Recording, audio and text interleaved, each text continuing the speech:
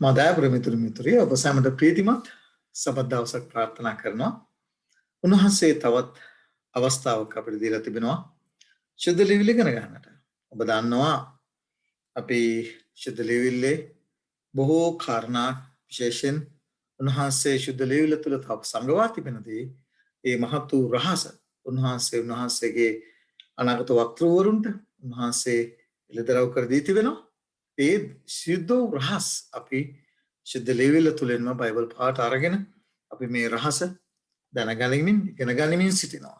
ආලෝකයේ දරුවන් හැටියට ජීවත් වෙන්නට අන්ධකාරයෙන් ඈත් වෙලා මුලාවෙන් ඈත් වෙලා මිත්‍යාවෙන් ඈත් වෙලා සත්‍යතාවය තුළ ස්ථිරව ජීවත් වෙන පිණිස අපි දැනමින් සන්නද්ධ වෙනවා. ශුද්ධ ලේවිල්ලේ ආලෝකය ශුද්ධ ලේවිල්ල තුළින් අපි සොයනවා.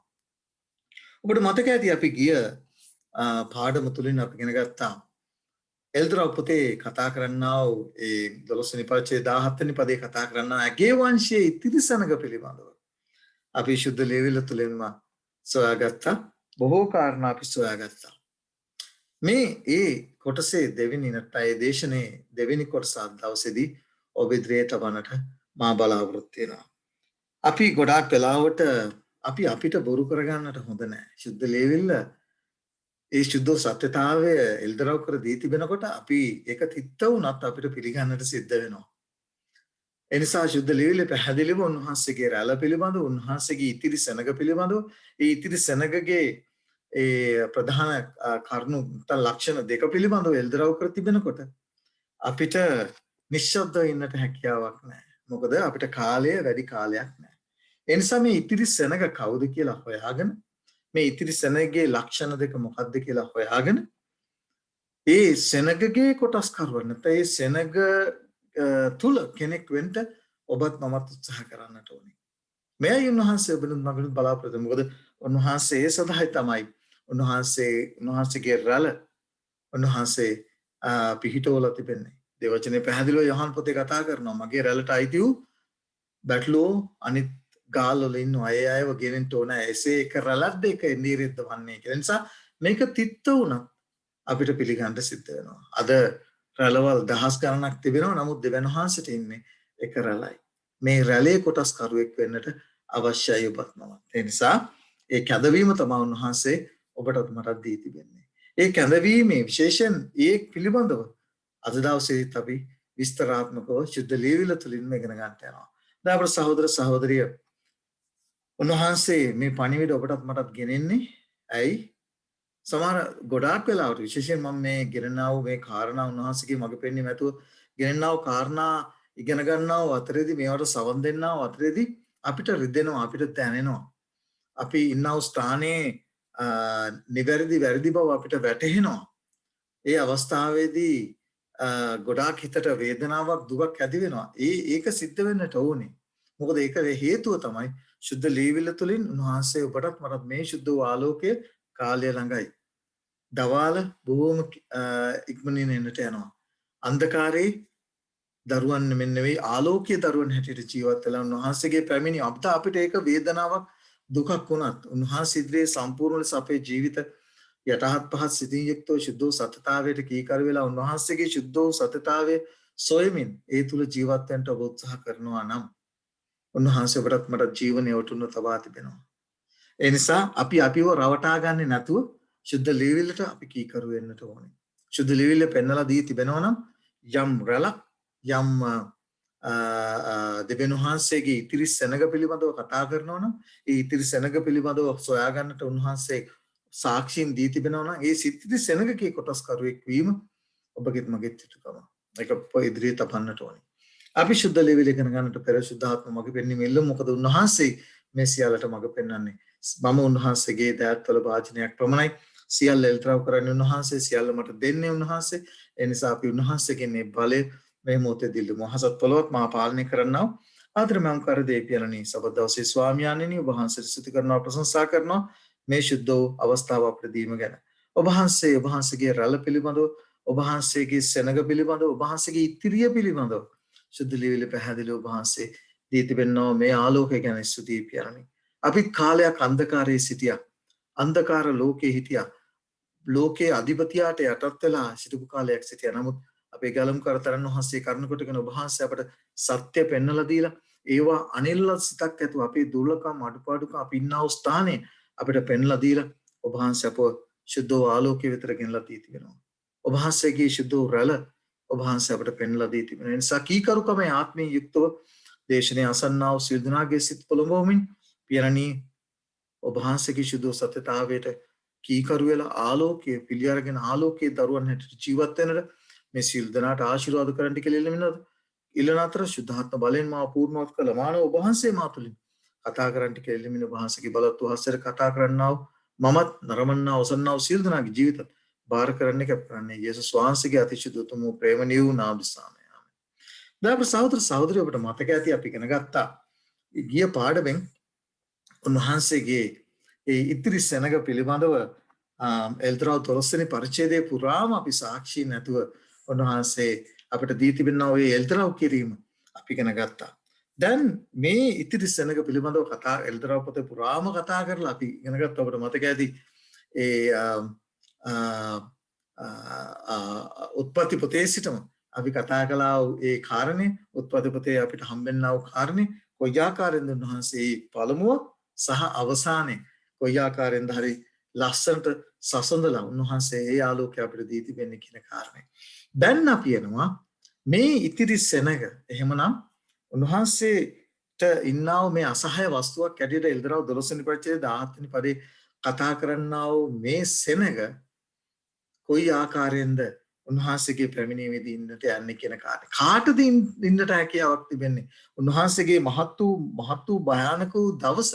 ඔබට මතක ඇති අපි ඉරිදා පාඩම වලින් කතා කරනවා ඒ ඉගෙන ගත්තා ඒ ප්‍රොෆෙට් එලියාගේ සේවය කොයි ආකාරයෙන්ද ලෝක ඉතිහාසයේ අවස්ථා තුනකදී සහ වර්තමානයේ සහ අනාගතයට අවශ්‍ය වෙන්නේ කියන කාරණේ මහත් වූ සන්දාන තුන එකතු වෙලා කොයි ආකාරයෙන්ද දෙවියන් වහන්සේගේ සෙනගව මුලා කරන්නේ. ඒ නිසා එලියාගේ සේවයේ අවශ්‍යතාවය අපි ඉගෙන ගත්තා ඉරිදා පාඩමින්. තාමත් අලංකාර විදියට මේ ශුද්ධ සත්‍යතාවය ඉගෙන ගත්තා. දැන් සහෝදර සහෝදරි මේ කාරණා අපි මේ ආකාරයෙන් අපි ඉගෙන ගන්නකොට අද දවසේදී අපි ඉගෙන ගන්නට යන්නේ උන්වහන්සේගේ මහත් වූ භයානක වූ දවස. මලාකී පොතේ කතා කරන්නා වූ ඊස්ටර් සෙනගට උන්වහන්සේගේ ඒ පළමුලෝ පහළ වීමෙන් පසුව ඇති වුණා වූ ඒ ඊස්ටර් සෙනගට පමණක් සීමා වුණා වූ ඒ භයානක වූ දවස අද මුළු ලෝකයටම ඒ භයානක වූ දවස උන්වහන්සේගේ පැමිණීමේ ඒ මහත් වූ භයානක වූ දවස එන්නට යනවා. ඒ එන දවසේදී උන්වහන්සේ දෙවෙනි වර දේවදූත සමූහය දසදහසක් වර දසදහස් දෙනෙක් පිරිවරාගෙන දවසේදී කාටද ඉන්නට පුළුවන්? කවුද උන්වහන්සේ ඉදිරියේ ඉන්නට පුළුවන් කාටද කියන කාරණේ අපි අද දවසේදී ශුද්ධ ලේවිල තුලින් ඉගෙන ගන්නට යනවා. අපි මේ කාරණයට අපේ අවධානය යොමු කරන්නට මත්තෙන් අපි කාරණා කීපයක් විශේෂ වූ කාරණා දෙකක් අපි අපේ අවධානය යොමු කරන්නට යනවා. ඒ කාරණා දෙකට මේ උන්වහන්සේ දැන් කරන්නා වූ ස්වර්ගයේ කරන්නා වූ සේවය පිළිබඳව මම පැහැදිලිව කියන්නට ඕනේ. කිතුණුවන්ගෙන් බහුතරයකට කිසිම අවබෝධයක් නැහැ. උන්වහන්සේ දැන් ස්වර්ගයේ කරන්නා වූ උත්තම පූජක සේවය පිළිබඳව කිතුණුවන්ගෙන් බහුතරයකට කිසිම අවබෝධයක් නැහැ. දන්නේ නැහැ උන්වහන්සේ දැන් කරන්නා වූ ඒ සේවය පිළිබඳව සවිස්තරාත්මකව වැටහීමක් ඔබටත් මටත් තියෙන්නට ඕනේ. මේ කාරණය මම ගොඩාක් දුරට කල්පනා කරපු නිසා සෑම ඉරිදාවකම අපි පවත්වන්නා වූ ඔන්ලයින් ඒ Zoom හරහා පවත්වන්නා වූ ඒක අපේ Facebook පිටුවේ අපි live ඒක යොමු කරනවා. ඒ නිසා ඉරිදා මම මේ දවස්වල බොහෝ අධ්‍යයනයන් කරමින් සිටිනවා. ඒ උන්වහන්සේ දැන් ස්වර්ගයේ කරන්නා වූ සේවය කොයි ආකාරයෙන්ද පරණ ගිවිසුමේ මණ්ඩපයේ තුල උන්වහන්සේ ක්‍රිස්තුස් වහන්සේගේ පැමිණීමට පෙර දී තිබෙනා වූ කාරණේ තුලින් උන්වහන්සේ අද ස්වර්ගයේ කරන්නා වූ සේවය සවිස්තරාත්මකව අපි අපි ගමු 20කට වැඩි කාර්යයක්. ඔබ කල්පනා කරන්න පුළුවන් එච්චර දේවල් තිබෙනවද ඉගෙන ගන්නට කියන කාරණේ උන්වහන්සේ දැන් කරන්නා වූ ස්වර්ගයේ කරන්නා වූ සේවය.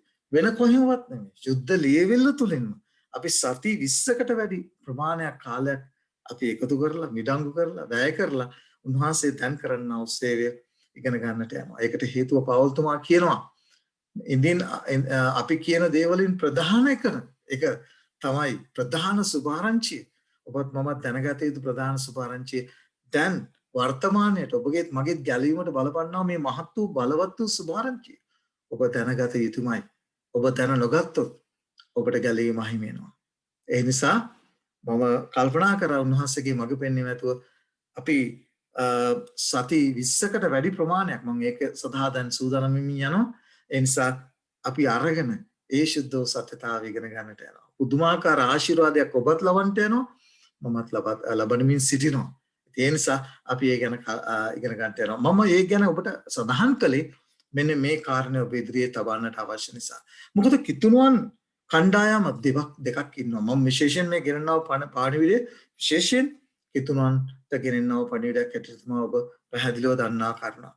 ඔබ දන්නවා මේ කිතුණුවන් තුල ක්‍රිස්තුස් වහන්සේගේ දැන් කරන්නා මේ සේවය අවසන් වීමට පෙර පාපයෙන් ජයග්‍රාහී ජීවිතයක් නැත්නම් පාපයෙන් ජයගත හැකිද යන්න පිළිබඳව කිතුණුවන් තුල යම් ගැටලුවක් ප්‍රශ්නයක් තිබෙනවා.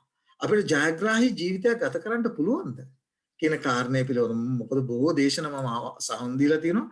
මේ දේශන වලින් මම දැක්ක දෙයක් තමයි සමාවෙන්න මේ දේශන වලින් මම දැක්ක දෙයක් තමයි මේ කාරණය ඊටමත් සූක්ෂම විදියට මිනිස්යාගේ මනසේ තබන. ඒ කියන්නේ ක්‍රිස්තුස් වහන්සේ එක පාර්ශවයක් කියනවා අපිට පෞකාර මේ මිනිස් ස්වභාවයක් ඇති නිසා මේ දෙවියන් වහන්සේ අපේ ශරීරය උන්වහන්සේගේ තේජසේ ශරීරයට ඒ මාරු කරන තෙක් අපිට ජයග්‍රාහී ජීවිතයක් අපිට ගත කරන්න බැහැයි කියන මතේ ක්‍රිස්තියානි බහුතර ක්‍රිස්තියානි සෙනගක් නැත්නම් ක්‍රිස්තියානි කිතුණුවන් පිරිසක් ඉන්නවා.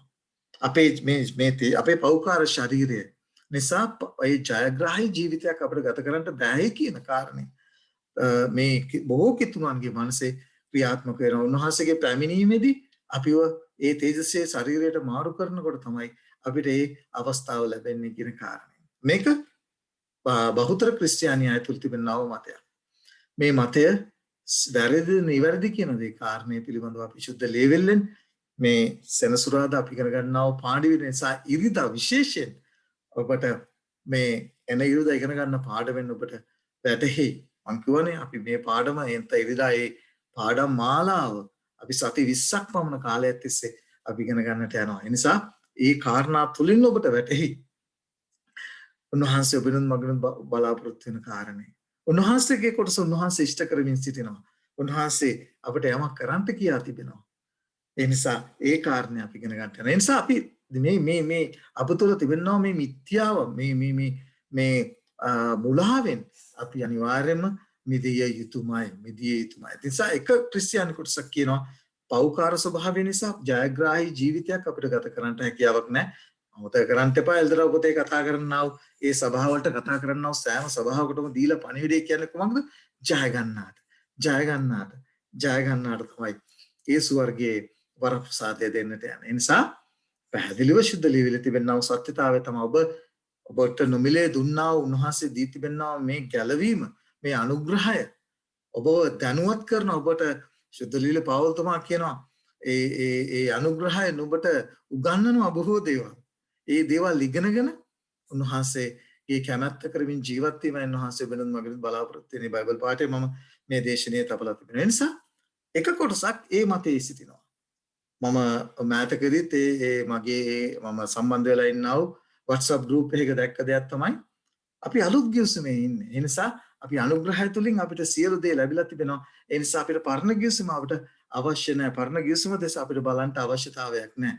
ඒ නිසා අපිට හරි සහැල්ලු ජීවිතයක් උන්වහන්සේ උදා කර දී තිබෙනවා. ඒ නිසා අපි හරි සහැල්ලුවෙන් නැත්නම් අපිට ඕන ජීවිතයක් ගත කරමි කියන ඒ මතය නැත්නම් ඒ මානසිකත්වය ඇතුව බොහෝ කිතුණුවන් තිබෙනවා. මේක සාතන් විසින් ගෙනා තිබෙනවා භයානක වූ ඊටම භයානක වූ මුලාවක්.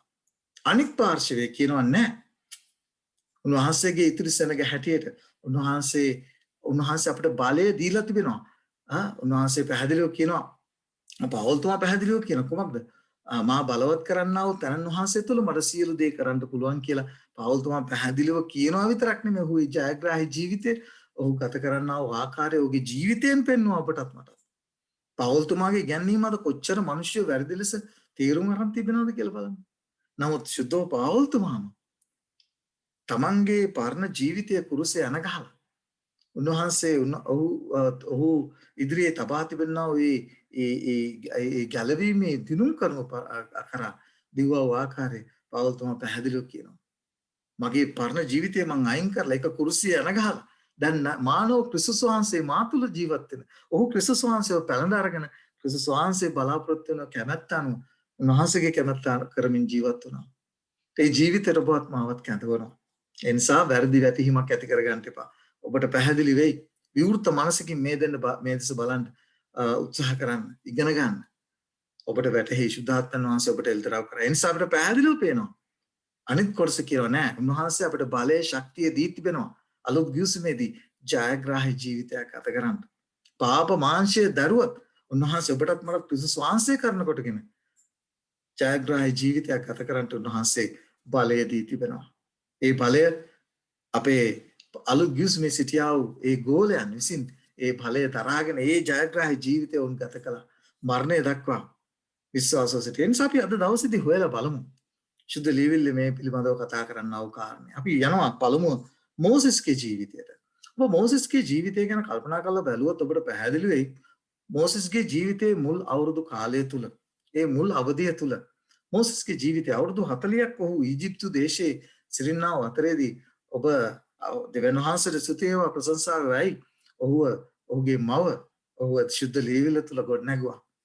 හේබ්‍රේ පොතේ හර ලස්සනට කතා කරනවා මෝසෙස් වැඩුණායින් පසු පාරාවෝගේ සැප එපා කර දෙවියන් වහන්සේගේ සෙනග සමග දුක් විඳීම තෝරාගත්තා කියලා අවුරුදු 12 වෙනතෙක් ඔහුගේ මව විසින් ඔහුට දෙවියන් වහන්සේ පිළිබඳව ඉගැන්වූ වූ කාරණා ඔහුගේ මනසේ ක්‍රියාත්මක වුණා. නමුත් අපි දන්නවා ඊජිප්තුවේ සංස්කෘතිය, ඊජිප්තුවේ ආගම, දෙවිවරුන්ට නමස්කාර කිරීම පුදුමාකාර බලපෑමක් එල්ල කරා ඔහුගේ ජීවිතයට. ඒ නිසා මොකද වුනේ? ඔහු විශේෂයෙන් ඊජිප්තුව මිශ්‍ර දේශයේ අධ්‍යාපනය ලැබුවා. ඒ සියලු සටන් කලාව හැදෙරුවා. ඒ සියලු අධ්‍යාපනයෙන් ඔහු පොහොසත් වුණා. ඒ සංස්කෘතිය සහ ආගම පිළිබඳව ඔහුට ඉතාමත් අද බලපෑමක් ඔහු ජීවිතේ ඇති වුණා. ඒ නිසා ඔහුට ඉතාම ඉක්මනින් කෝප වෙලා ඔහු මොකද කරේ? ඒ මිශ්‍ර ජාතිකයෙක්ව මරණ ලැබුවේ. අවුරුදු 40ක් තිස්සේ ඔහු ඉගෙන ගත්තා වූ දේ ඔහුට එළියට දාන්න සිදු වුණා ඉතුරු අවුරුදු 40 ඇතුළත. මෝසෙස් ඉගෙන ගන්න තිබුණු දේ නෙමෙයි ඔහු ඉගෙන ගත්තේ. අපි දන්නවා ඒ සදහා විශේෂයෙන් මේ ව්‍යාජ ආගම, ගුප්ත විද්‍යාව, රූප වන්දනාව, රූප වන්දනාවේ තේජස නමස්කාරය, ගෘහ නිර්මාණ ශිල්පය, මූර්ති ශිල්පය, උත්කර්ෂවත් බව ඔහු මේ ලෝකයේ දැනෙමින් ඔහු සන්නද්ධ වුණා. මේ සන්නද්ධ වුණ කාරණේ නිසා ඔහු ඉතාමත් ඔහුගේ ඒ සන්නද්ධ වීම ඔහුගේ ජීවිතයට පුදුමාකාර බලපෑමක් එල්ල කරා. නමුත් මමත කරන්න පවුන්වහන්සේ ඌව තෝරාගත්තා. තෝරාගත්තා වූ තන පුද්ගලයෙක්. ඒ නිසා අපි දන්නවා ඒ මිස්රයාගේ මරණයෙන් පස්සේ ඔහුට පැන යන්න සිද්ධ වුණා. ඔහුගේ ජීවිතේ ඉතුරු අවුරුදු 40 ඔහු කොහෙද ගත කළේ? කල්පනා කරලා බලන්න. මෙච්චර උසස් ස්ථානාන්තරයක් දරපු මෝසෙස්ට සිදු වුණා යත්‍රෝගේ බැටළුවන් බලා ගනිමින් අවුරුදු 40ක් ඒ ස්ථානයේ කාලය ගත කරන්න. ඒ කාලේ අවුරුදු 40 ඇතුළත ඔහු තේරුම් ගත්තා, ඔහු ඉගෙන ගත්තා, ඔහු ඉගෙන ගත්තා උදේ ඔහුට වමාරන්න සිද්ධ වුණා. ඔහු ඉගෙන ගත්තා වූ ඔහුගේ මනසේ වැඩ කළා වූ මුලාව, මිත්‍යාව අවුරුදු 40ක් තිස්සේ ඒ මිත්‍යා දෘෂ්ටික ඉගැන්වීම, වැරදි බව, එතන මුලාව බව ඔහු තේරුම් ගත්තා. ඔහු අවබෝධ කරගත්තා. අපි කියනවා අන්ලර්න් කියලා. ඉගෙන ගත්ත දේ එළියට දාන්න ඕන. එතකොට තමයි සත්‍යතාවය Tamanට වැටහෙන්නේ. මේ කාරණේ ඔහු අවුරුදු 40ක් තිස්සේ ඊශ්‍රායල් සෙනගට නායකත්වය දෙන්නට ඉස්සෙල්ලා ඊශ්‍රායල් සෙනගට නායකත්වය දෙන්න ඉස්සෙල්ලා දෙවියන් වහන්සේ උට අවුරුදු 40ක් තිස්සේ ඉගෙනුව බොහෝ දේවල්. ඔහු ඉගෙන ගත්තා වූ පළවෙනි අවුරුදු 40 ඇතුළත ඉගෙන ගත්තා වූ ඒ සියල්ල ඔහුගේ මනසෙන් හිස් කරලා දෙවියන් වහන්සේ ඔහුගේ මනස පිරෙව්වා අවුරුදු 40 ඇතුළත. අපේ සහෝදර සහෝදරිය ඔබත් මමත් ඒ දේ කරන්න ඕන. අද බොහෝ දෙනෙක් ක්‍රිස්තියානි ධර්මයේ වැළඳ ගන්නකොට මම එකයි කිව්වේ අපිට බොහෝ දේවල් ඉගෙන ගන්නට උන්වහන්සේ මේ ජීවිත තුළ තබා තිබෙනවා. අපි බොහෝ මේ බලන්න මිත්‍යා ක්‍රිස්තු ධර්මයට කොහොමද මේ මිත්‍යා දෘෂ්ටිය ඇතුළුනේ කියලා. ක්‍රිස්තියානි කිතුණු ධර්මයට මිත්‍යා දෘෂ්ටිය ඇතුළුනා වූ ආකාරය පිළිබඳව අපි පැහැදිලිව දන්න දෙයක්. මිත්‍යා දෘෂ්ටි ඉගැන්වීම් වත්පිළිවෙක් කොහෙටද? ක්‍රිස්තියානි ධර්මයට ආවා. ඒ අය ඒ දේ පිළිගන්නකොට අන්ලර්න් නැත්තම් ඉගෙනගත්ත දේ පැත්තක තියලා ආවේ නෑ. ඒවත් එක්ක ආපු නිසා ධර්මය දුෂ්‍ය වුණා. සත්‍යතාවය දුෂ්‍ය වුණා. සත්‍යතාවය මරණු ලැබුවා. අපේ සහෝදර සහෝදරි මේක හරි භයානකයි. ක්‍රිස්තියානි දහම තුලට මේ දේ ඇවිල්ලා තිබෙනවා. බොහෝ කිතුණුවන් ක්‍රිස්තුස් වහන්සේව තමන්ගේ පෞද්ගලික ගැලුම්කාරයාට පිළිගත්තත් ඒ අයගේ මනසේ ඒ මිත්‍යා දෘෂ්ටික අපි ඒ ලෝකයේ අන්ධකාරයේ ඉන්නා වූ අතරදී තමන්ගේ මනසේ වැඩ කළා වූ ඒ ගැන්වීම් අරගෙන සමහර වෙලාවට එනවා. මේ ගමන යන්න බෑ එහෙම. ඔබ සැබෑ ක්‍රිතුණුවෙක් හැටියට ජීවත් වෙන්න නම් ඔබ ඒ අන්ධකාරයේ ජීවත් වුණ කාලේ අන්ධකාර ලෝකයේ ජීවත් වුණ දේවල් ඉගෙනගත්ත දේවල් ඒ මනසින් ඈත් කරලා ඔබ දේව වචනේ සුද්ධෝ සත්‍යතාවය තුළින් ආලෝකය තුළින් ඔබගේ මනස පුරවා නොගත්තොත් මතක තියාගන්න පුරවා නොගත්තොත් ඔබ ජීවත් වෙන්නේ ආලෝකයට පැමිණියත් ඔබ ජීවත් වෙන්නේ අන්ධකාරයේ. මම ඒකයි හැමතිස්සෙම කතා කරන්නේ විශේෂයෙන් මේ ආත්මවාදය පිළිබඳව. කිතුණු ක්‍රිස්තියානි දහම තුළ කොච්චර බලවත් ලෙස මේ ආත්මවාදය කියන දේ ක්‍රියාත්මක වෙනවද? මේවා නිකම් මේ ක්‍රිස්තියානි දහමට මේ ඉබේ ආපු දේවල් නෙමෙයි. මේවා ගෙනාපු දේවල්. කවදද ගෙනාවේ? කවුද ගෙනාවේ? කොහොමද ගෙනාවේ කියලා ඉතිහාසය අපිට අර ලස්සනට අපිට හම්බෙනවා. ක්‍රිස්තියානි ධර්මය කොයි විදිහටද දුෂ්‍ය කළේ කියන කාරණේ. ඒ දේවල් තමයි අද දවසක් පැවතෙන්නේ කියන කාරණේ. එදා යේසුස් වහන්සේගේ කාලේදී මේ මිත්‍යා දෘෂ්ටික ඉගැන්වීම් කොයි විදිහටද පරිසවරුන්ගේ සදිසවරුන්ගේ ඔළුව වලින් පිරලා තිබුණේ කියන කාරණේ. මේක අලුත් දෙයක් නෙමෙයි. මේක එදා සිටම ආවව කාරණා. පරණ ගිවිසුමේ අපි දන්නවා උන්වහන්සේ දුන්නා වූ සත්‍යතාවයේ කොයි විදිහටද ඊශ්‍රායල් සෙනග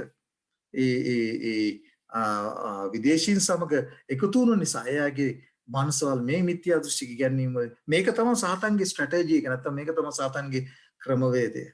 දෙවියන් වහන්සේගේ සෙනගව අල්ලගන්න, මුලා කරන්න, මෝහණය කරන්න සාතන් පාවිච්චි කරන්නා වූ ප්‍රධානතම උපක්‍රමය මේකයි. අමතක කරන්න එපා. දාපි යනවා මොසස්ගේ ජීවිතේ ඒ සිදුවනා වූ කාරණා. එතකොට කාලය වටපිටාව දෙවියන් වහන්සේ ඔහුට කාලය දුන්නා තේරුම් ගන්නට. ඔහු ඉන්නා වූ ස්ථානේ ඔහු ඉගෙනගත් දේ. එතකොට වටපිටාව උන්වහන්සේ වෙනස් කළා. බැටළුවන් සමග ඇසුරු කරන්නට ඔහුට අවස්ථාව දුන්නා. ඒ තුලින් ඔහු තේරුම් ගත්තා. සත්‍ය මොකද්ද මුලාව මොකද්ද කියන කාරණේ. අපිත් විශේෂයෙන් මම ගොඩක් වෙලාවට නිශ්ශබ්දව සිටින අවස්ථා තිබෙනවා. දේව වචනේ මේ සුද්ධ සත්‍යතාවය යම් කෙනෙකුට කියා දෙනකොට ඒ කෙනා පිළි නොගන්නකොට මම සමහර වෙලාවට නිශ්ශබ්දව ඉන්නවා. මොකද කාලය දෙන්නට ඕනේ එයාට මේ කාරණා තේරුම් ගන්නට. ඊළඟට වටපිටාව ඉතාමත් වැදගත්. සුවිශේෂිතව බලපෑමක් එල්ල කරනවා. දෙවියන් වහන්සේව ඇසුරු කරන්ට එයාට දෙන්නට ඕනේ. දේව වචනේ කියන උන්වහන්සේගේ වචනේ පළවෙන්නේ නැතුව කවදාවත් නැත්නම් ඒක පළදරන්න නැතුව නැවත උන්වහන්සේ වෙත එන්නේ නැහැ කියන කාරණේ. ඒකයි මම හැමදාම ඔබට ඉතින් කියන්නේ පිළිගැනීම නොපිළිගැනීම ඔබගේ කැමැත්ත. නමුත් සුද්ධ සත්‍යතාවයේ එළිදරව් කිරීම උන්වහන්සේ මට බාර දී තිබෙන වගකීම. ඒ නිසා ඔබ දවසක ඔබ මේ දේවල් ඉගෙන ගන්න දේවල් ඔබගේ ඇස් දෙකෙන් දකිනකොට ස්වාමි සුද්ධාත්මන් වහන්සේ ඔබගේ සිතට කතා කරන සේක්වා. ඒ නිසා ඔහු ඒ කාරණා ඉගෙන ගත්තා. ඒ අවුරුදු ඔහුගේ මැද නැත්නම් ඔහුගේ ඒ කාලය ඇතුළත ඔහු ඒ අවුරුදු 40ක් තිස්සේ යත්‍රෝගේ ඒ සේවකයෙක් හැටියට ඉන්නා වූ කාලය ඇතුළත බලන්න ඔහු මෙච්චර උගත් බුද්ධිමත් මිනිසෙක් හැටියට ඒ ඇවිලෙන ගිනි පඳුර ළඟදී මෙච්චර නායකත්වයට පුහුණු වුණු මිනිසයා ඔහු කොච්චර අකමැත්ත නැත්නම් ඔහු කොච්චර යටත් වුණා තමන්ගේ දුර්වලකම තමන්ගේ දුබලභාවය දෙවියන් වහන්සේගේ අවශ්‍යතාවය ඔහු තේරුම් ගත්තද කියන කාරණේ. උන්වහන්සේගේ සේවයට ඔහු කැඳවන්නව අතරේදී ඔහු කිව්වා මට කතා කරන්න බෑ. බොහෝ නිදහසට කරුණ දුන්නා.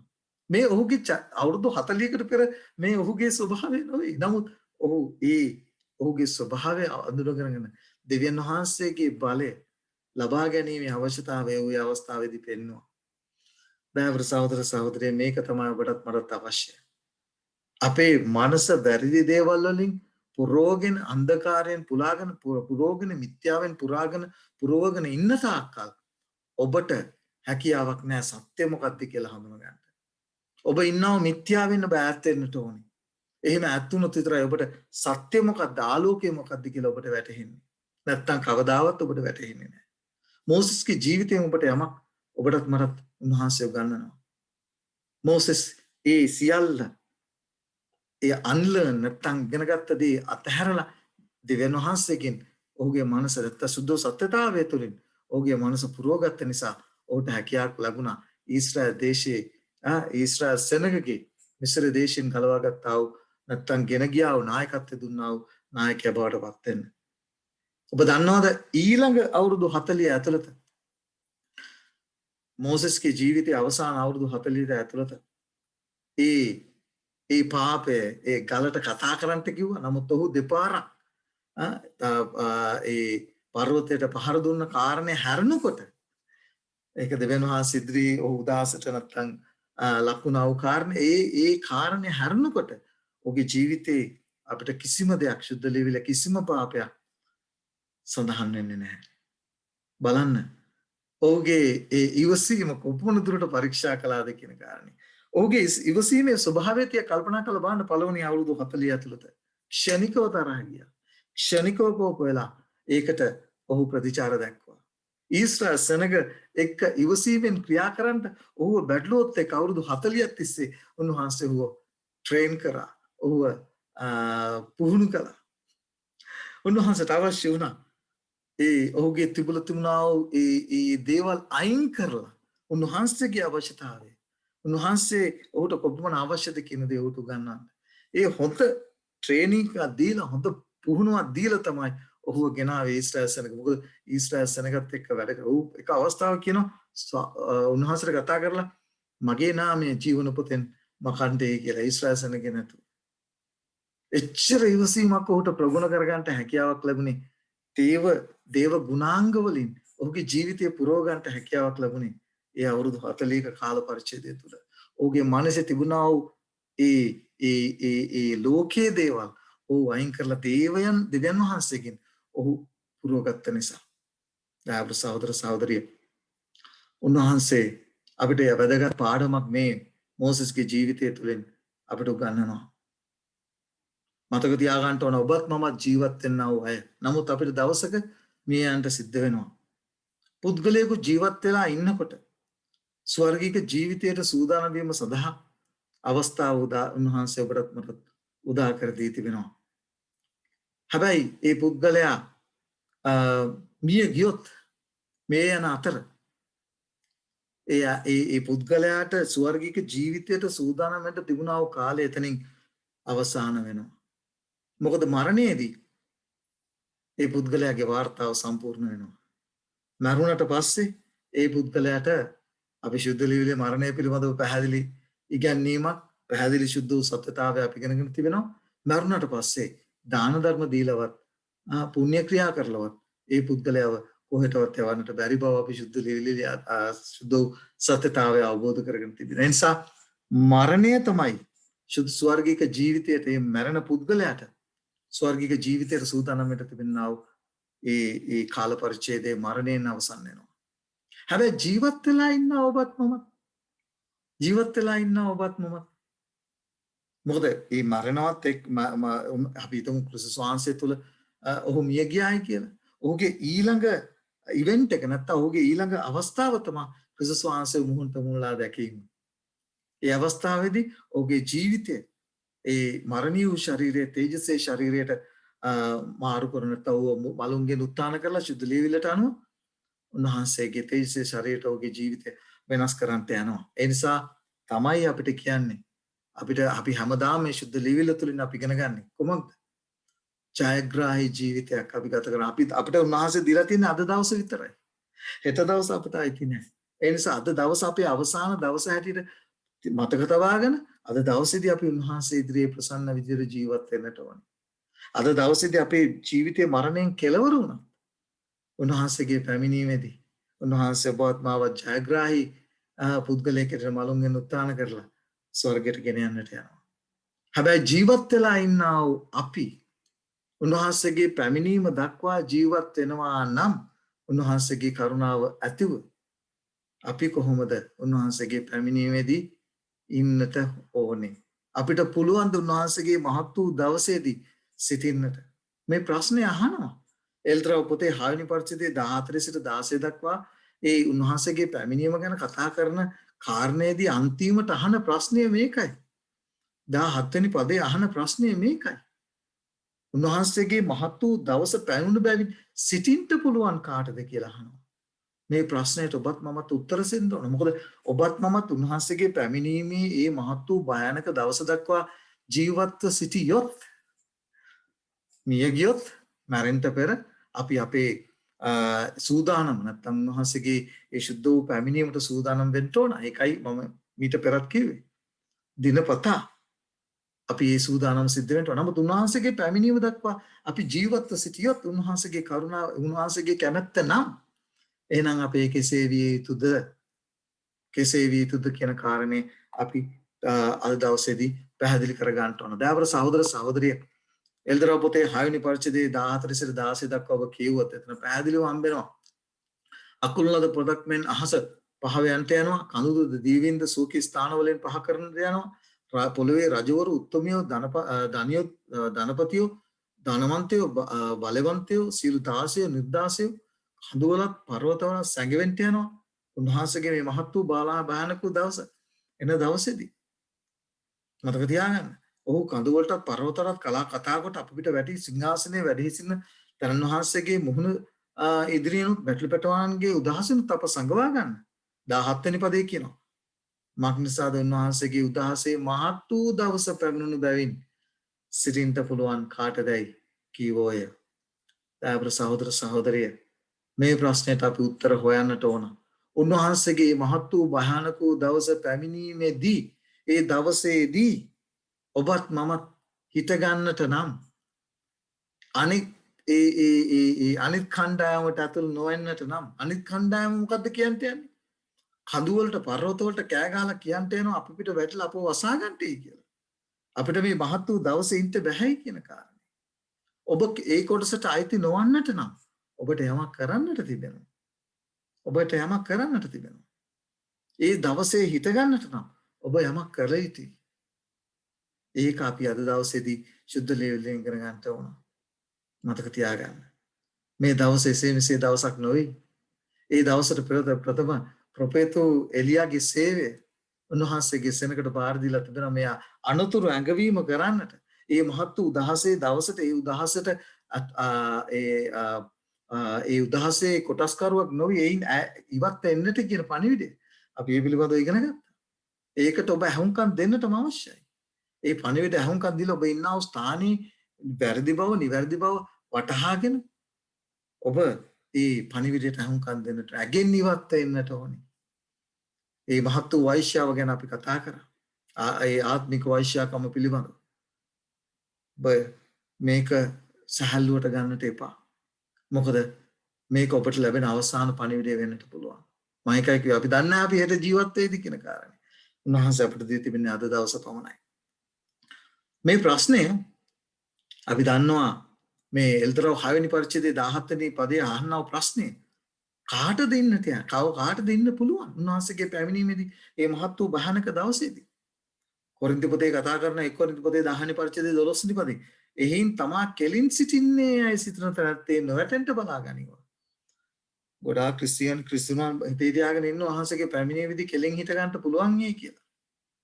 අපි බලමු. සුද්ධ ලේවිලෙන් කාටද හිට ගන්න පුළුවන් නේ කියන කාරණේ. ඔබට අවශ්‍ය නම් මට අවශ්‍ය නම් උන්වහන්සේගේ පැමිණීම මුහුණට මුහුණලා දකින්න උන්වහන්සේ කැමැත්ත නම් ඒ දේ. එහෙමනම් ඔබත් මාමත් කළ යුතු දෙයක් තිබෙනවා. ඒ කාරණේට අපි අවධානය යොමු කරමු. එපිස පොතේ පවුල්තුමා පැහැදිලිව කියනවා 6 වෙනි පරිච්ඡේදයේ 13 වෙනි පදේ එබැවින් නපුරු දවසේදී විරුද්ධව සිටින්ට සියල්ල සම්පූර්ණ කරගෙන සියල්ල සම්පූර්ණ කරගෙන ස්ථීරව සිටින්නට පුළුවන් වන පිණිස දෙවියන් වහන්සේගේ සීල යුද්ධ ආයුධ පළඳ ගන්න අරගන්න. ඔබට මතක ඇති මේ බයිබල් මේ පරිච්ඡේදය නැත්නම් මේ කොටස පුරාම උන්වහන්සේගේ යුද්ධ ආයුධ ගැන ක්‍රියා තිබෙනවා. අපි උන්වහන්සේගේ මේ යුද ආයුධ වලින් සන්නද්ධ වෙලාද කියන කාරණේ මම මේ යුද ආයුධ ගැන ගන්නේ අද දවසේදී කතා කරන්නට යන්නේ. විශේෂයෙන් ඔබගේ අවධානය යොමු කරන්නට යන යුද ආයුධ ඉතාම වැදගත්. ඒ කාරණේ ඒ යුද ආයුධ පිළිබඳව කතා කරන්නා වූ කාරණේට ඔබගේ අවධානය මම යොමු කරනවා. බලන්න මෙතන හරි ලස්සනට කියනවා ලූක්‍ය පොතේ පැහැදිලි කරනවා 21 වෙනි පරිච්ඡේදයේ 36 වෙනි පදයේ එබැවින් ඒ සිදුවන සියල්ලෙන් ජයගෙන ගැලවෙන පිණිසද මනුෂ්‍ය පුත්‍රයා ඉදිරියේ සිටින පිණිසද ජයගෙන එතන ආය ජය ගැනීමක් ගැන කතා කරනවා. ජයග්‍රාහී ජීවිතයක් ගැන කතා කරනවා. කන්නලව් කරමින් සෑම කාලයේදීම අවදි වෙන්නේ නැහැ කීසේක. දයාවර සහෝදර සහෝදරිය උන්වහන්සේ අපිට යම් දෙයක් ඒකයි මම කිව්වේ මේ ජයග්‍රාහී ජීවිතය ගැන අපි හොඳ අවබෝධයක් අපිට තියෙන්නට අවශ්‍යයි. උන්වහන්සේ මේ ජයග්‍රාහී ජීවිතයට අවශ්‍ය කරන සියල්ල උන්වහන්සේ ඔබටත් මටත් දී තිබෙනවා. අවශ්‍ය වෙන්නේ කීකරුකම විතරයි. අපි ඉගෙන ගනිමු. දැන් ඔබට පේනවා මේ 6 වෙනි පරිච්ඡේදයේ එල්දරව් 6 වෙනි පරිච්ඡේදයේ 17 වෙනි පදයේ අහන ප්‍රශ්නෙට එල්දරව් 7 වෙනි පරිච්ඡේදයේ උත්තර දෙනවා.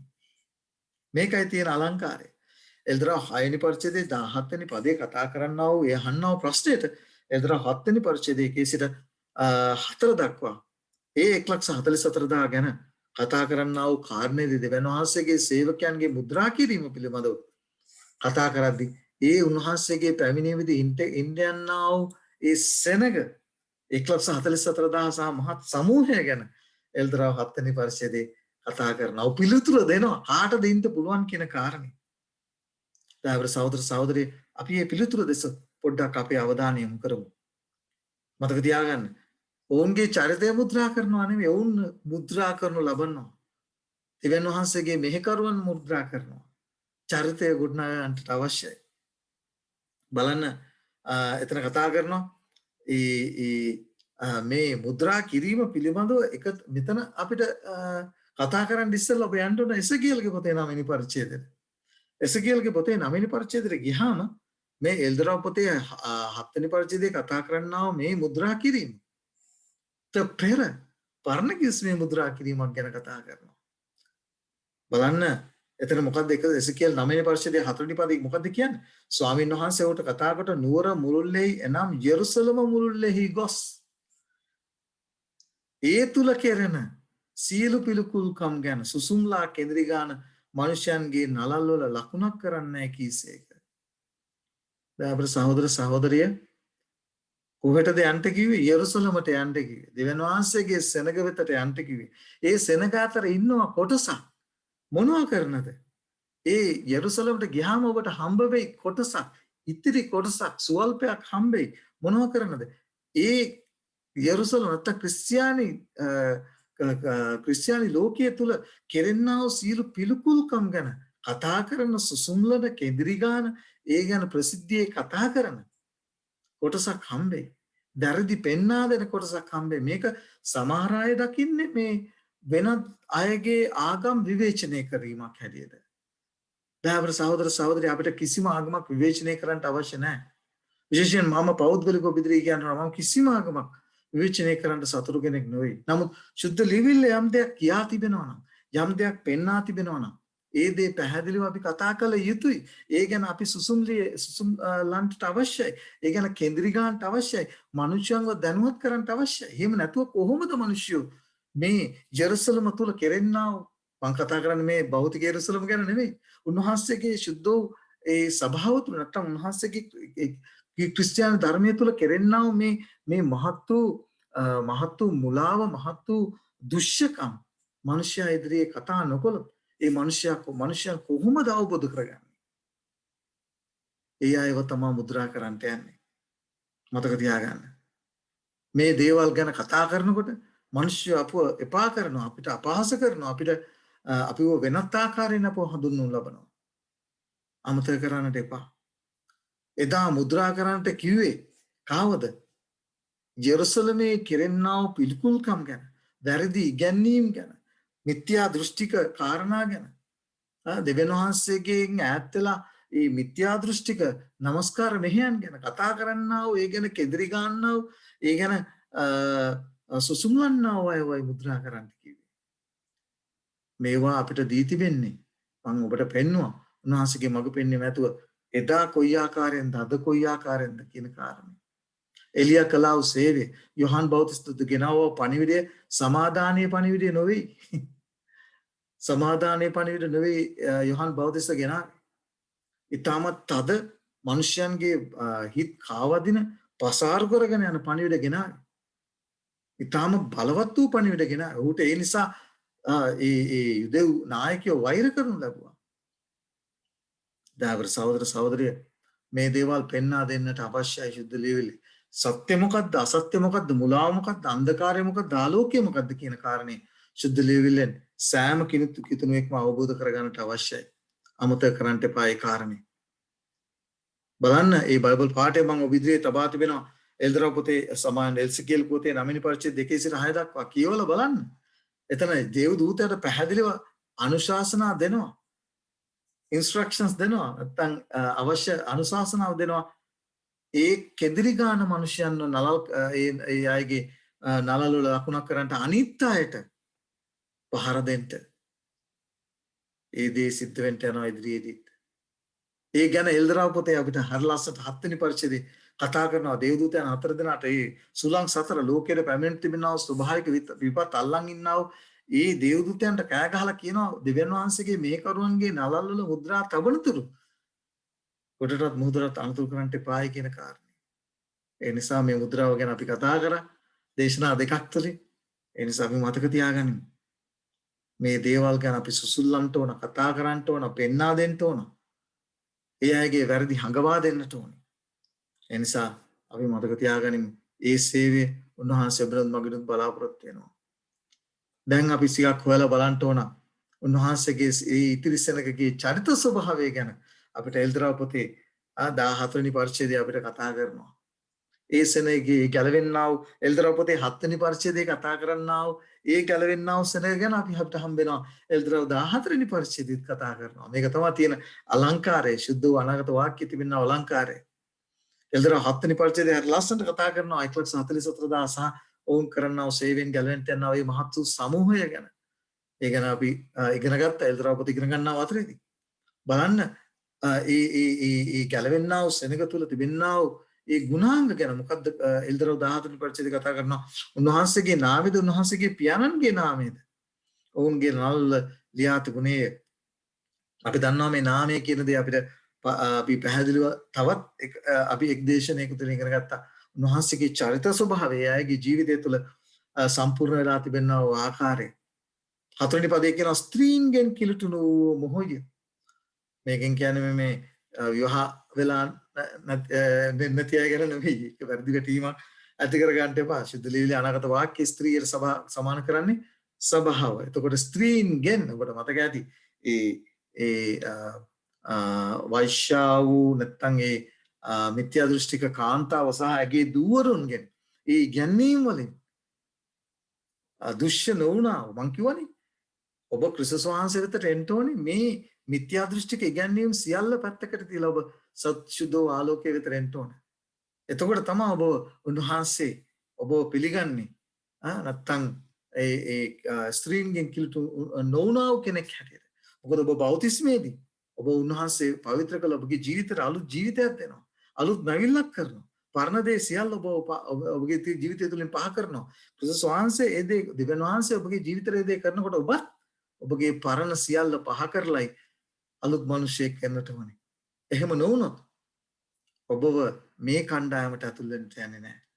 අපි කියනවා ඉංග්‍රීසියෙන් කියනවා for they remain virgins කියලා. නැත්නම් අපි දන්නවා ඒ කන්‍යා නැත්නම් පිරිසිදු භාවය නැත්නම් ඒ එතනින් පෙන්වන්න කරන්නා වූ ඒ ස්ත්‍රීන්ගේ කිලුට නොවීම නැත්නම් ඒ වැරදි ගැන්වීම් වලින් නැත්නම් ඒ වියුල්කම තිබෙන්නා වූ නැත්නම් ඒ මව් එල්දරව් 16 සහ 17 වෙනි පරිච්ඡේදයේ කතා කරන මහා බබිලෝනියන් ඒ ගැන්වීම් වලින් ඒ නමස්කාරය තුලින් කිලුට නොවුණා වූ සෙනග ඒ එක ඔවුන්ගේ එක නැත්නම් ඔවුන්ගේ ජීවිතේ එක අංග ලක්ෂණයක්.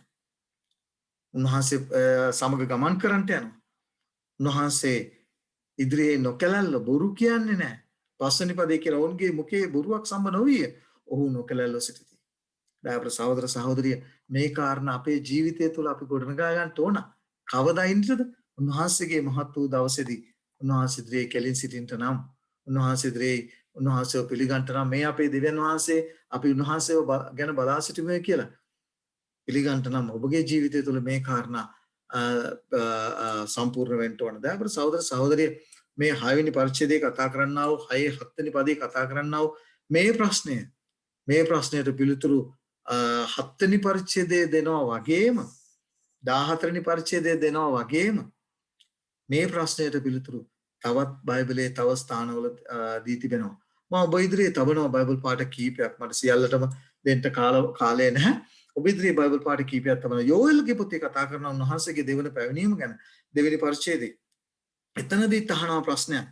යෝෙල් දෙවෙනි පරිච්ඡේදයේ 11 වෙනි පදේ අහනවා ස්වාමීන් වහන්සේ තමන්ගේ සෙනගට පෙරටුවෙන් සුවගිය හඬ පවත්වනසේක මග්නසාද උන්වහන්සේගේ හමුදාව ඊට මහත්ය උන්වහන්සේ තමන්ගේ වචන ඉෂ්ට කරමින් බලවත්ව සිටිනසේක එසේය ස්වාමීන් වහන්සේගේ මහත් දවස මහත්ව ඊට භයංකරව තිබේ. ඒ දවස දරන්න පුළුවන් කාට දරන්න පුළුවන්ද කියලා අහනවා. ඒ මහත් වූ භයානක වූ දවසේදී ඔබත් මමත් උන්වහන්සේ ඉදිරියේ හිට ගන්නට නම් මේ අපේ දෙවියන් වහන්සේ අපි උන්වහන්සේ ගැන බලා සිටිමු කියලා යෙසායාගේ පොතේ තිබෙනා වූ විශුද්ධ වූ ආශිර්වාදලත් වචන කියන්නට නම් මතක තියාගන්නට ඕනේ. ඔබත් මමත් කළ යුතු දෙයක් තිබෙනවා. උන්වහන්සේගේ පැමිණීමට සූදානම් වීම. ඒ කෙසේ විය යුතුද? එල්දරෝ පොතේ සමාන යෝෙල් පොතේ දෙවෙනි පරිච්ඡේදයේ 12-17 දක්වා කියවලා බලන්න. ඊට පස්සේ කතා කරනවා සමග කිරීමේ දිනය ගැන. ඒ සමග කිරීමේදී සිදු වුණා වූ ඒ කාරණේ හරි ලස්සනට පෙන්눔 කරනයි. ඒක පෙන්눔 කරන්නේ ඇයි? අද උන්වහන්සේ මොනවද කරන්නේ ස්වර්ගේ? මම එකයි කිව්වේ. ඔබ ඉගෙන ගන්නවා මේ දේශනේ, ඔබ සමන් දෙන්නවා මේ දේශනේ. ඉරිදා දවසේදී කරන්ට යනවා ඒ පාඩමයි. ඉතාමත් තද බැඳීමක් තිබෙනවා.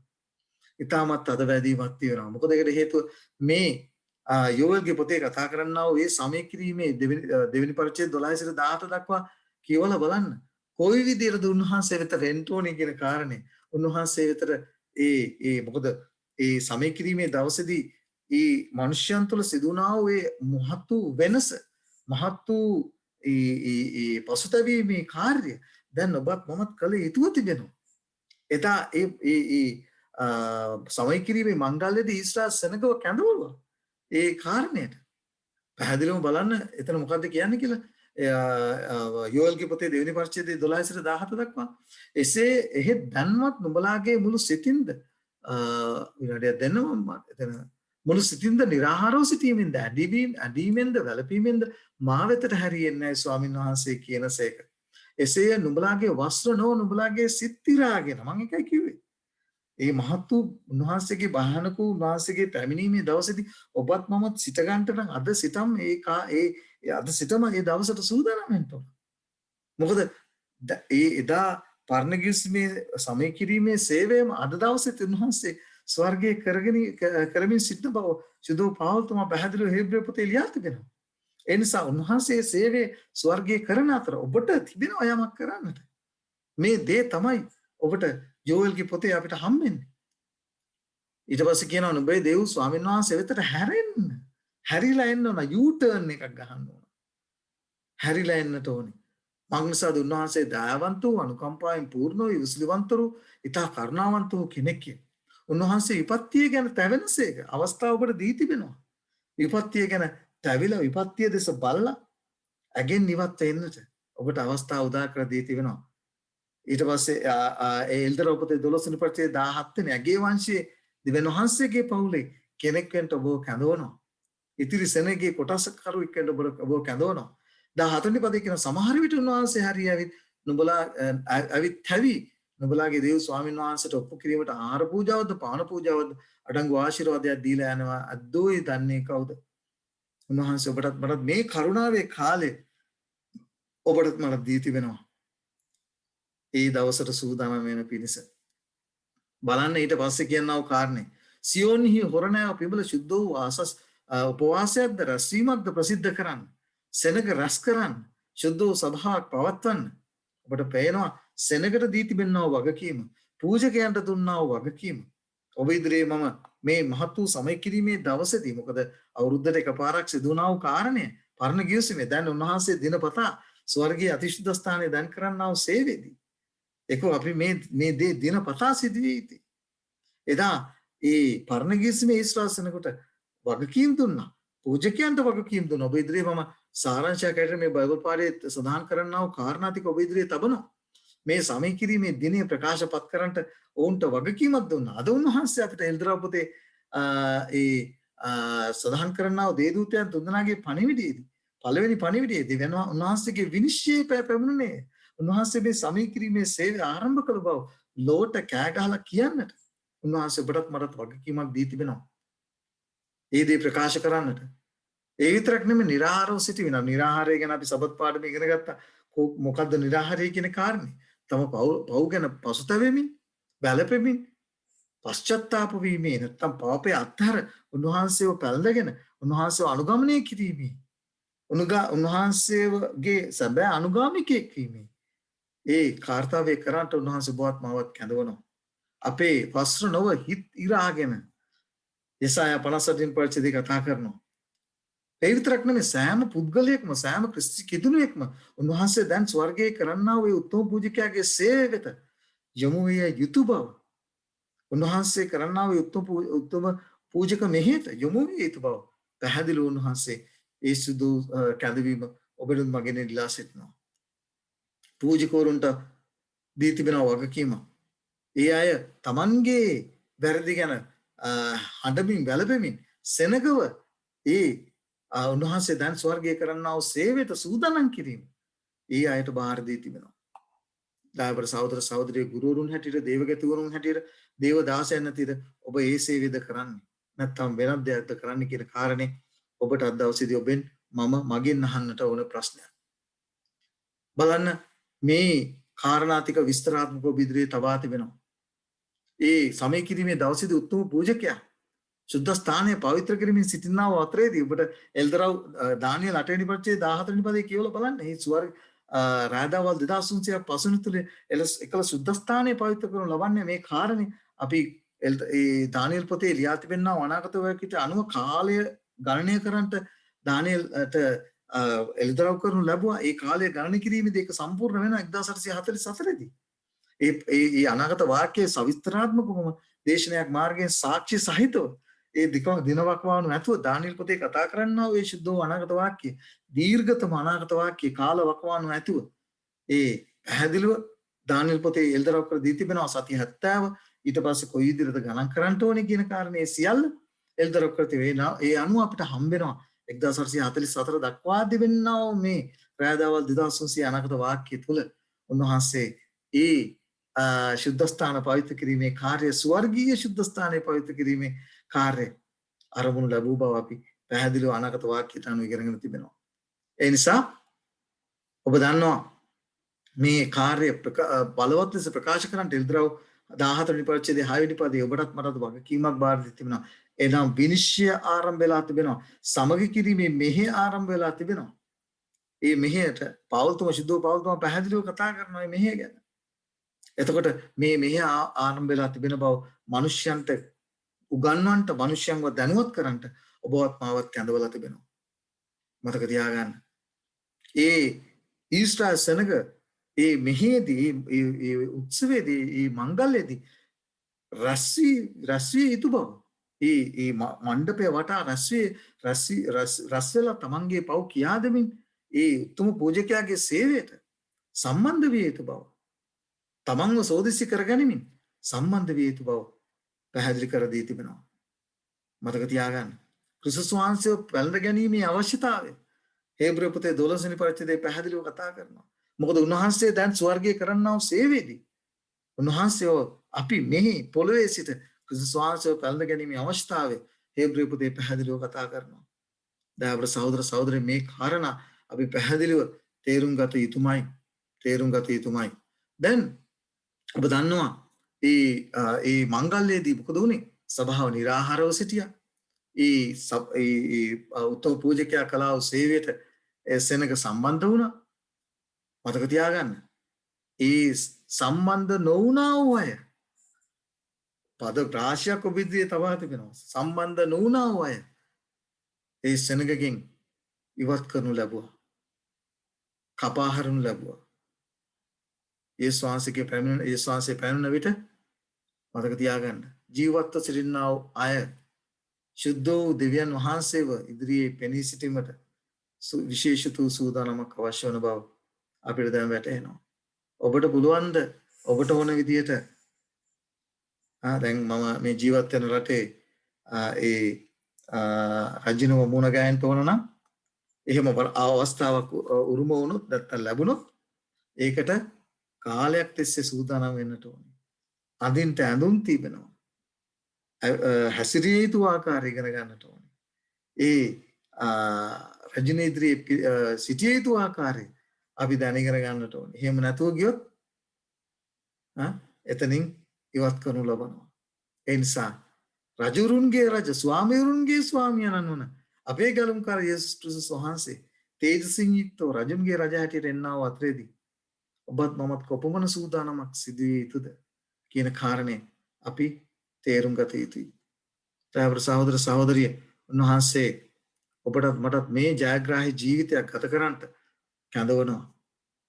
දේව මාලිගාව අපේ ජීවිතය නැමැති දේව මාලිගාව පවිත්‍ර කරගෙන ඒ ජයග්‍රාහී ජීවිතයට කැඳවනවා. ස්වාමීන් වහන්සේ ඔබට නොමිලේ දුන්නා වූ උන්වහන්සේගේ ධර්මිෂ්ඨකමේ වස්ත්‍රය ඔබ ආරක්ෂා කරගන්නවද? එහෙම නැත්නම් ඔබ කිලිටි කරගෙනද?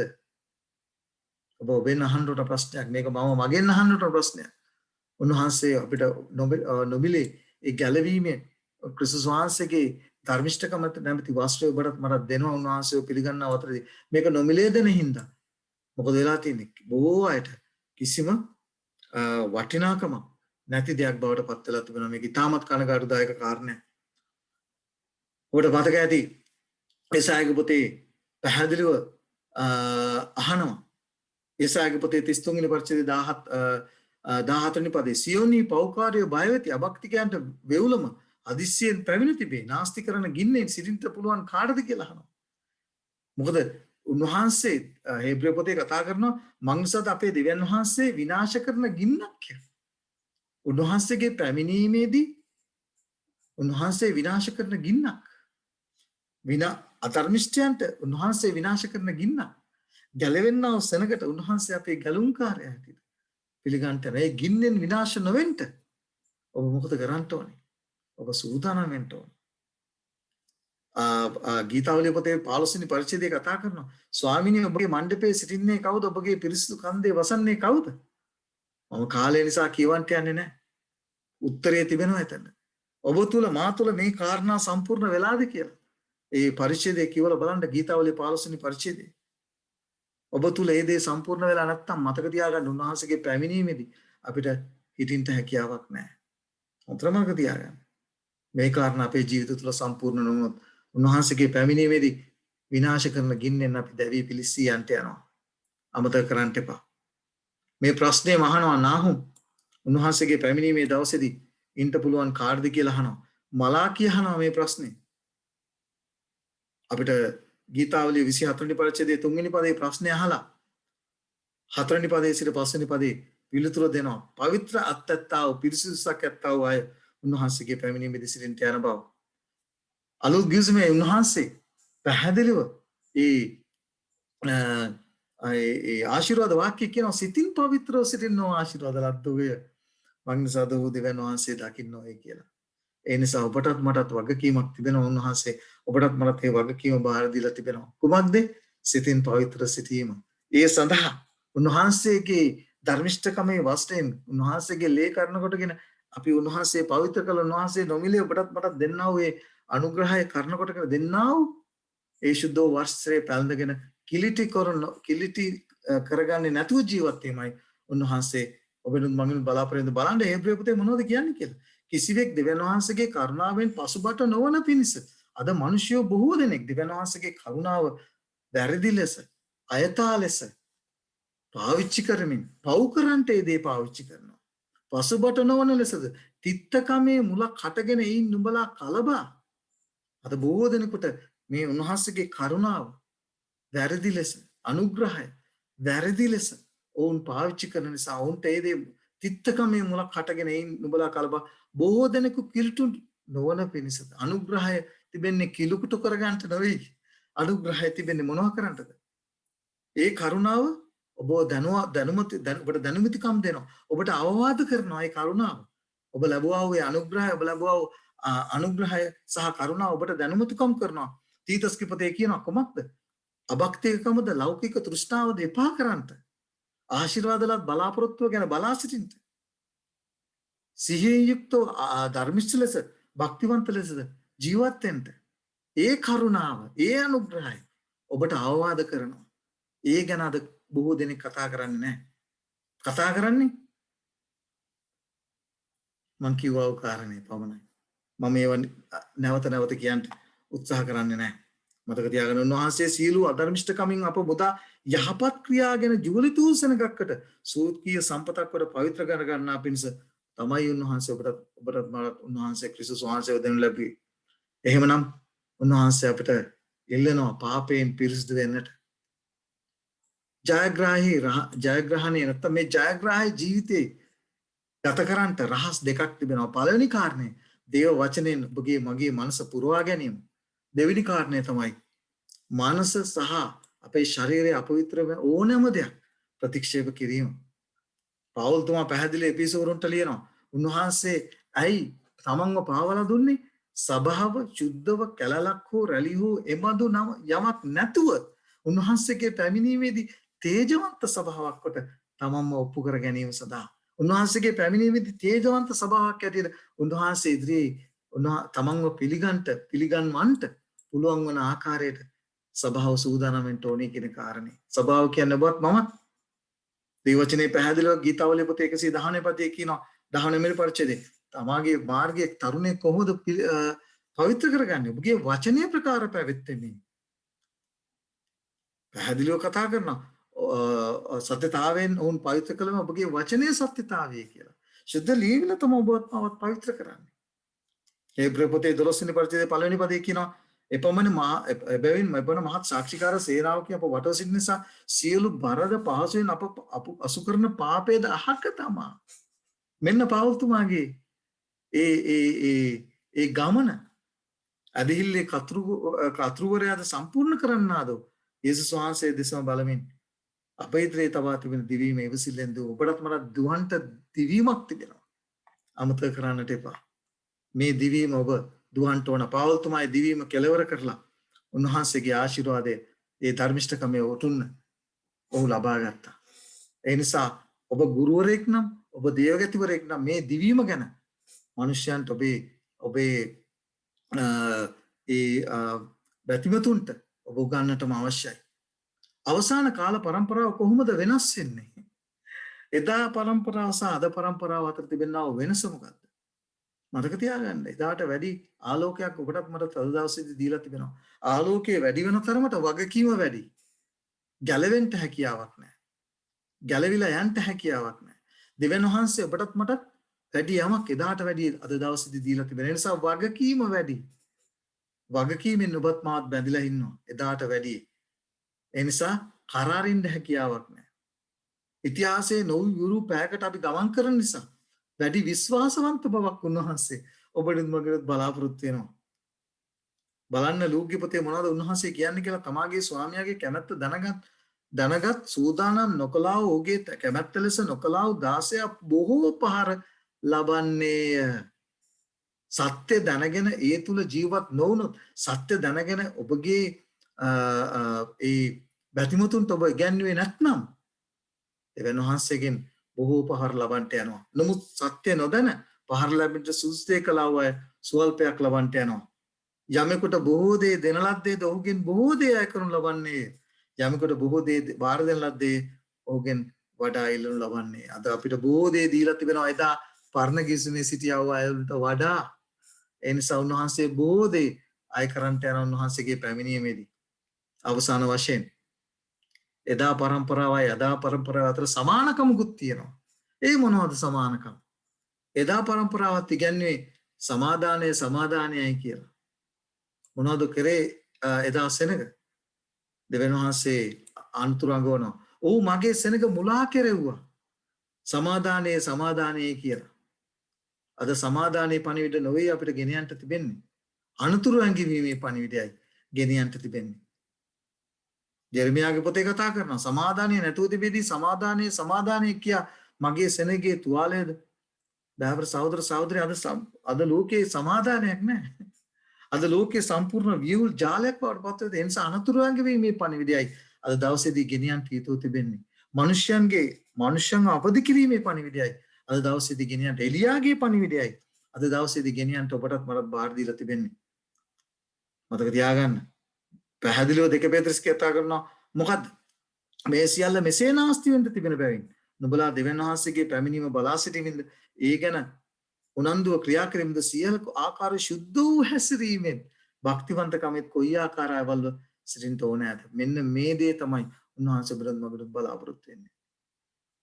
ඒ නිසා උන්වහන්සේ අපට මට දී තිබෙනවා මේ මහත් වූ වගකීමේ බැරාරුම් කර තීරුම් අරගෙන උන්වහන්සේ ඉදිරියේ අපි මේ ශුද්ධ වූ හැසිරීමට ඒ උන්වහන්සේ බලාපොරොත්තු වෙන ජයග්‍රාහී ජීවිතය ගත කරන්න අපි සූදානම් වෙමු. එසේ කරන්න ඔබට මට උන්වහන්සේගේ කරුණාව ආශිර්වාද ප්‍රාර්ථනා කරන ඔබ සම්බ ජේසුස් පිටයි.